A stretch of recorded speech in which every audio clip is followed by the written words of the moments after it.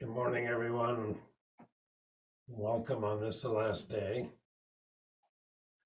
of 2021. And this evening, we'll be having our Fusatsu ceremony.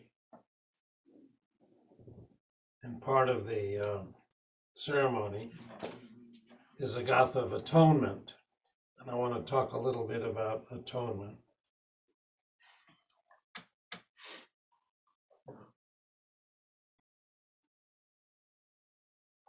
When I grew up in a Jewish household, every autumn, just after the Jewish New Year, which is Rosh Hashanah, we celebrated Yom Kippur. And Yom Kippur means the Day of Atonement. And we were supposed to fast for the day and then reflect upon all of our sins from the previous year. And I remember going to the synagogue with my father and my mother and my siblings and just feeling terrible. It was a very unpleasant day. And I always associated atonement with guilt and shame. But that's not what we mean by atonement in our tradition. And I like the English word because you can break it down, maybe artificially, but you can still break it down into syllables. At one ment. To become one. Atonement means to become one, to unify oneself. Whatever we've done in our lives, or whatever has been done to us in our lives, to fracture that unity. Atonement is to recognize and to realize the oneness of life. And that's what atonement is, to acknowledge that. Now, I probed a little bit into the word, and in the Latin languages, the word atonement, it connotes expiation or reconciliation. And expiation is just another word for atonement, but reconciliation comes from the Latin roots of again, for con, or re means again, and con means with, and cella means seat. So it means literally to sit again with. What does it mean to sit again with? To sit again with ourselves when we sit down on this offer. And what is that self? Of course, we know that self is no self in Buddhism. And that's the problem. So in order to atone, we must also learn to forgive, and I'm going to spend part of this Dharma talk doing a few exercises on forgiveness. But forgiveness simply means we're allowing ourselves to be free to learn from the past without dragging the past into the present. It's a process of letting go of holding on. It doesn't mean that the past events were okay, or we need to forget that they happened. But the problem with holding on to the past is it makes it difficult to make changes in the present. And we're controlled by things that we don't forgive.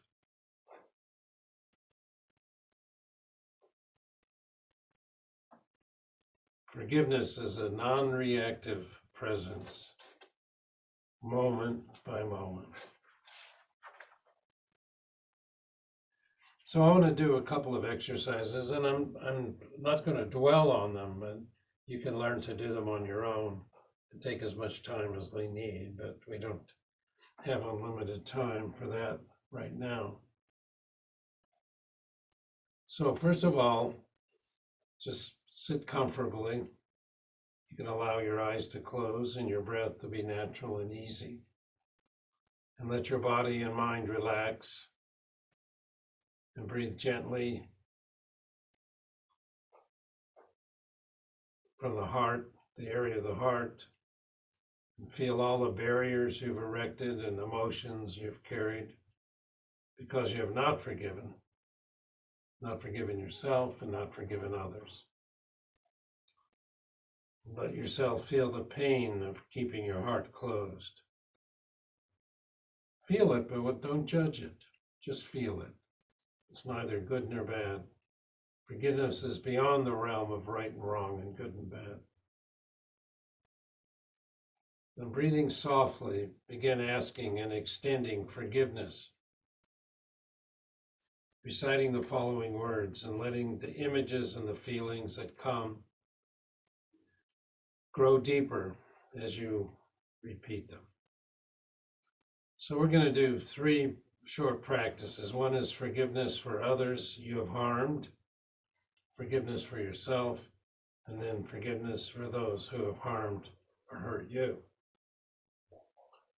First, forgiveness for others you have harmed.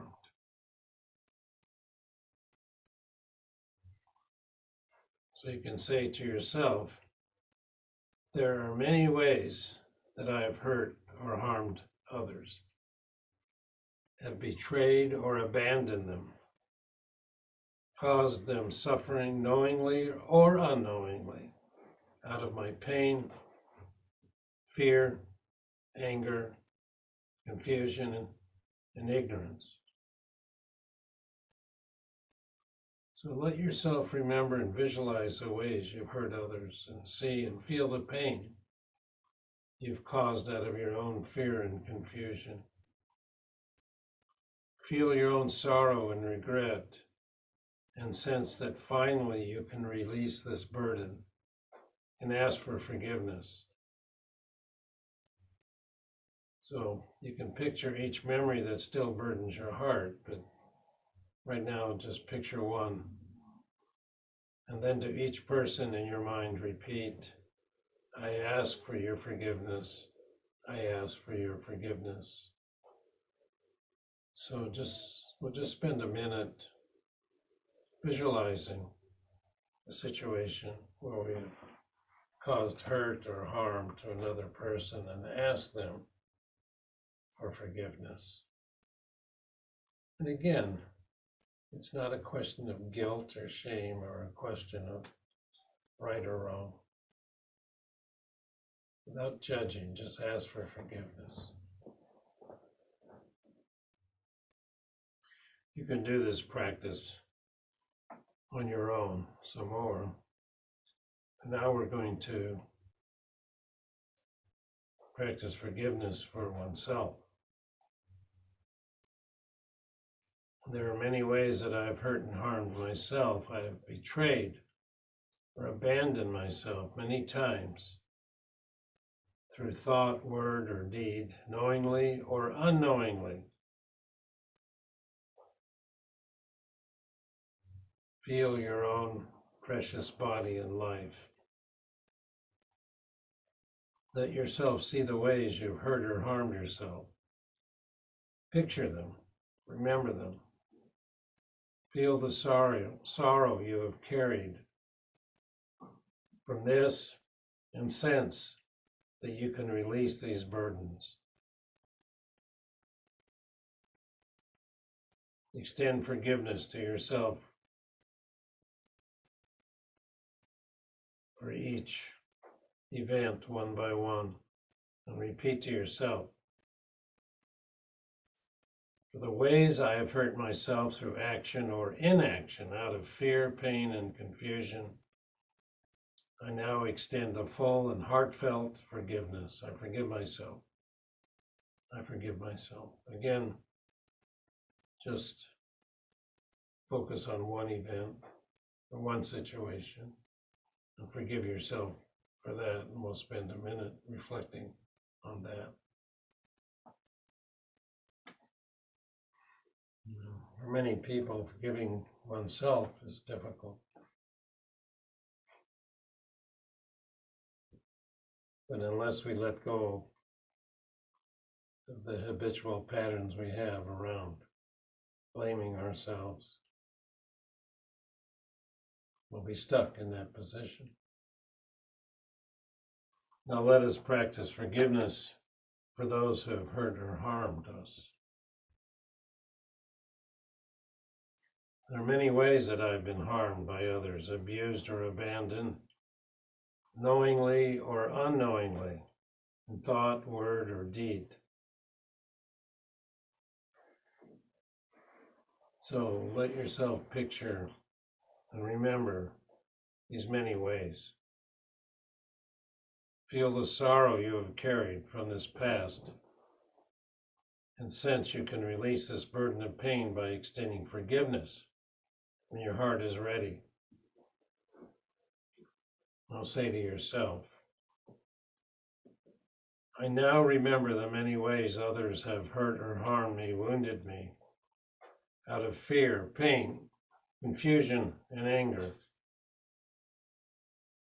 I have carried this pain in my heart for too long. To the extent that I am ready, I offer them forgiveness. To those who have caused me harm, I offer my forgiveness. I forgive you.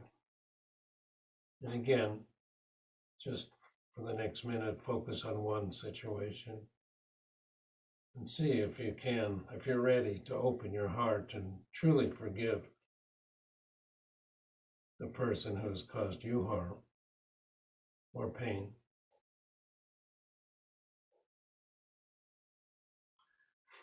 You can practice these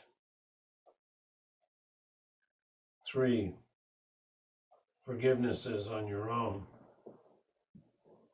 And when you do, gently repeat the directions for forgiveness until you feel a release in your heart. For some great pains, you may not feel a release, but only the burden and the anguish or anger that you've held. You just touch this softly.